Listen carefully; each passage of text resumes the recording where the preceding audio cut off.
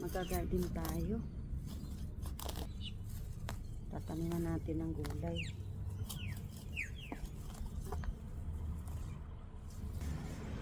Kumusta kayo mga guys? I hope okay lang kayong lahat. So ito na naman yung aking video for today. Ay maglilinis ako ng aming surroundings. Especially dito sa area na ito mga guys. Dahil madaming damo. At itong area na ito ay hindi kaya ng mower. Dahil ito ay may mga harang at ito ay plat ng gardens. So hindi kasama dun sa pagpapamower. Noong nakaraan kasi mga guys, hindi talaga ako nakatapos maglinis ng mga damo dito. Kaya ngayon continue natin uli. Dahil ito na lang din ang aking lilinisin. Itong part ng para sa garden. Ayan, gagarden tayo mga guys. Linisin natin to para taniman natin.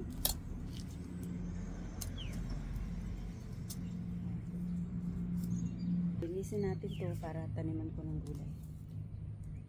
Kasi gusto kong kumain dito guys ng talbos, kamuti, lagbati, saluyot. Wala, ang layo ng Filipino shop dito guys. Parang hinapanghina ako dito guys, hindi ako nakakain ng gulay isang buwan na. Pumunta kami sa Filipino shop, walang makitang green leafy vegetables. Walang mga dahon-dahon, mga ano-ano lang. Spaghetti lang at mga tomato sauce.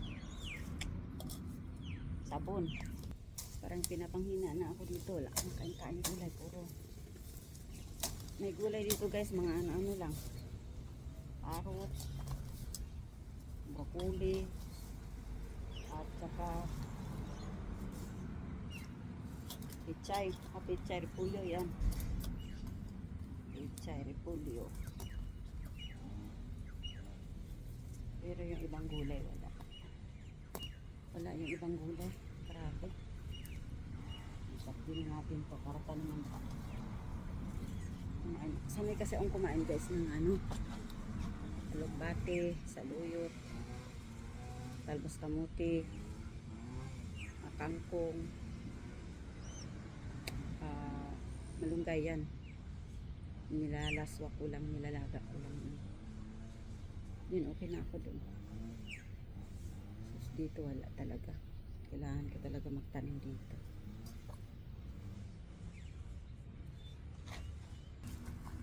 So, nagpapatuloy ako sa paglilinis ng aking garden guys. Dahil ito talaga ay tataniman ko ng gulay. Dahil gusto ko talagang kumain ng mga gulay. Katulad ng mga talbos ng kamuti, malunggay, alugbati, at iba pang mga gulay. Iba talaga guys pag nasasanay tayo sa mga gulay sa ating bansa. Dito kasi sa Australia guys, walang mga gulay na katulad sa atin doon sa Philippines. Pero pwede naman daw magtanim, pero hindi ko lang alam kung saan ako manghihingi ng itatanim. Pero sabi ng kapatid ko dito sa Australia guys, na mayroon daw mga nagtitindang mga gulay katulad sa atin dyan sa Philippines. Pero ang kanila kasing area ay sobrang layo dito sa area namin ng asawa ko. Kaya hindi ko alam kung saan ako makakakuha ng itatanim dito na katulad ng mga gulay natin dito sa dyan sa Philippines. So, may bato-bato pa. Ito rin natin ito. Tumas-tumas dito. Pero sabi ng asawa ko guys na pupunta daw kami sa bilihan ng mga pananim. Pero baka yung mga seeds lang yun guys. Pero hindi ko alam kung mayroong mabibiling mga seeds na katulad sa atin dyan sa Philippines. Meron akong seeds dito guys na naipon.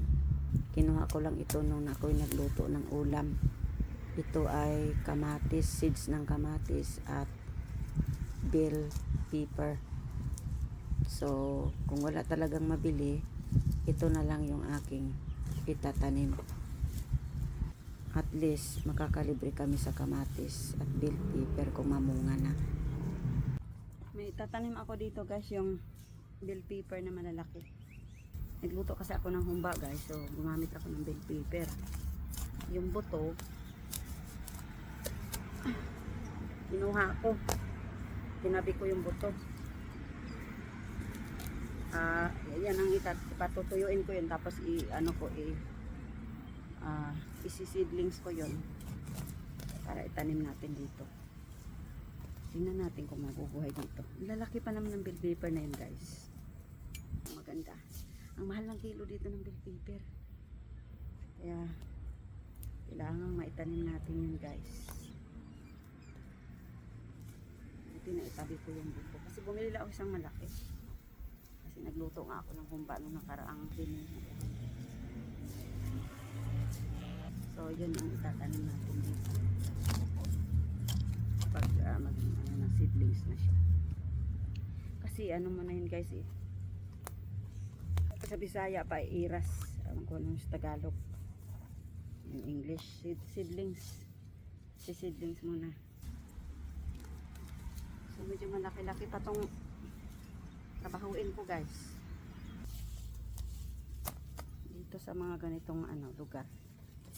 Hindi naman tayo makakain ng gulay, di magtanim. Tanim tayo, makakain tayo ng gulay. Sana makakuha ng alugbati nito.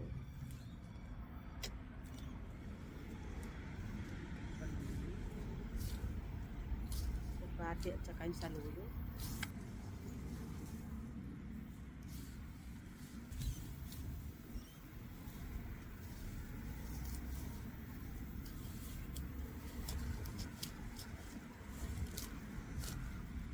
Aray. Ayan. So, okay ito mga damo na patay na guys kasi abono din to. So, ganda to. Ayan.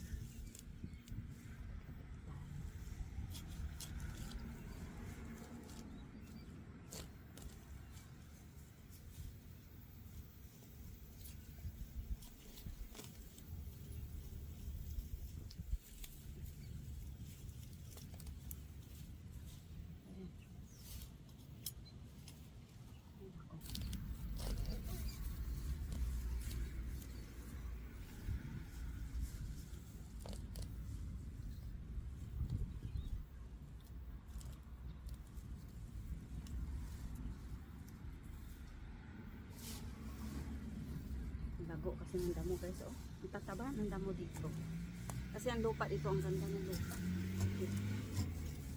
Siguro madami vitamin.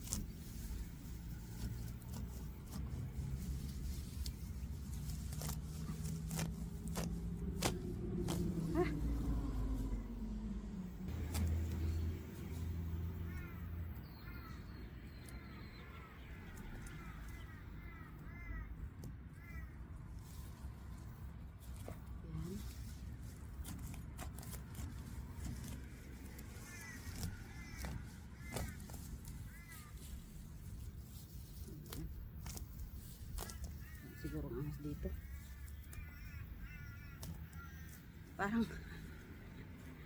Parang bukid dito guys. Ang daming ibon.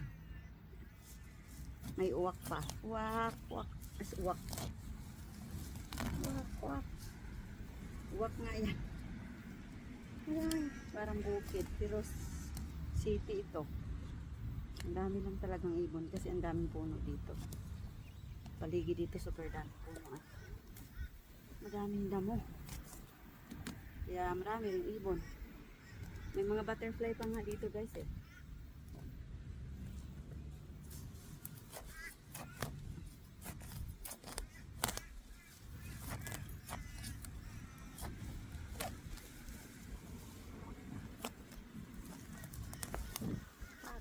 Pagod ako kanina pero ngayon na gamas-gamas ako dito, parang nawala.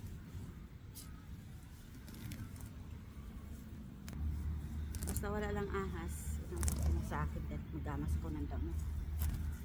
Ahas lang kasi yung kakatakot. Kasi, kakamatay yun eh.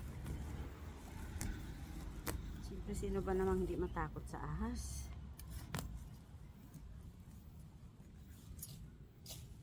Buti kung hindi nakakamatay.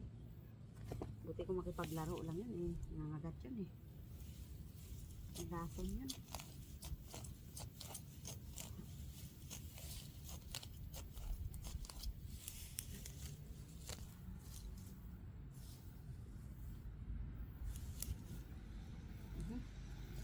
Di bulating oh.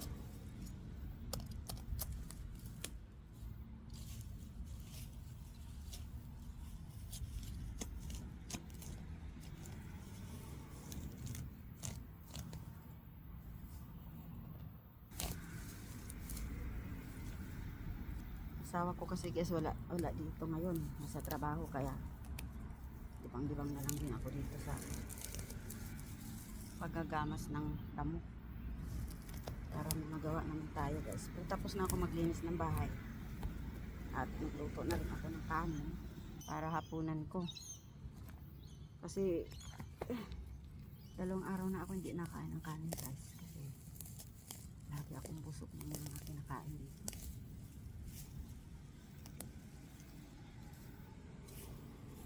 Minsan kasi nagluto yung Frenny Job ng pagkain nila dito. So patatas, may sausage, ginigrill, tapos may beans, tapos broccoli, tapos may mais. So yun ang kinakain nila dito, laga-laga. Tapos yun siyang nagluluto kaya di ba anong kinakain na dito, kinakain ko din. So, hindi na ako kumain ng kanin. So, ang kinain ko is yung pagkain na dito. Nagluto ako ng rice para kakain ako ngayon. Ulam ko ngayon ay century tuna. Yun na lang ulamin ko. Dito na husband ko guys. Mamaya kita ko sa inyo. Ayan na si Abraham. What? It's okay. It's okay. Put your bag to the table, Baba.